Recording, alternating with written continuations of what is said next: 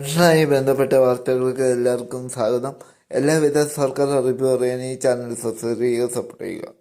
അപ്പോൾ ഇന്നത്തെ വാർത്തയിലേക്ക് പോകാം.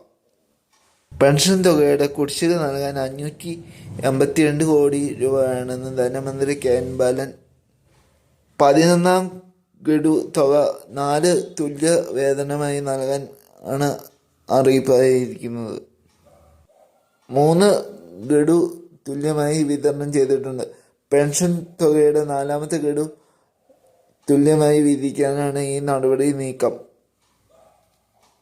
ഈ വർഷം തന്നെ അനുവദിക്കുന്നതാണ് ചട്ടം.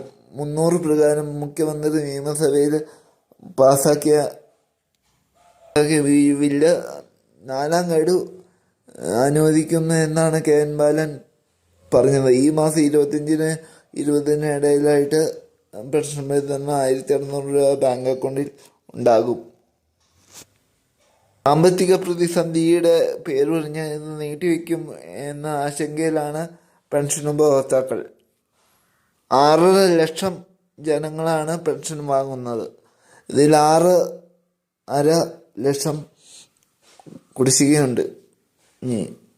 4 മാസത്തെ പെൻഷനായിട്ട് 4 ഗഡുക്കളാണ് കുടിശ്ശിക. അത് ഈ മാസം അവസാനം 1600 രൂപയും കൂടി വരും എന്നൊക്കെ കേൾക്കുന്നുണ്ട്. അതിനെക്കുറിച്ച് ഇതുവരെ ഒന്നും 21 ഉണ്ടെങ്കിൽ ഒരു 25-ന് 30-ന് ഇടയിലായിട്ട് അക്കൗണ്ടിൽ വിതരണം ആരംഭിക്കും. അപ്പോൾ ഇതുപോലത്തെ അറിവിനായിട്ട് ചാനലൊന്ന് സബ്സ്ക്രൈബ് ചെയ്യുക, സപ്പോർട്ട് ചെയ്യുക. നിങ്ങളുടെ അഭിപ്രായങ്ങൾ കമൻറ്റ് ചെയ്യുക.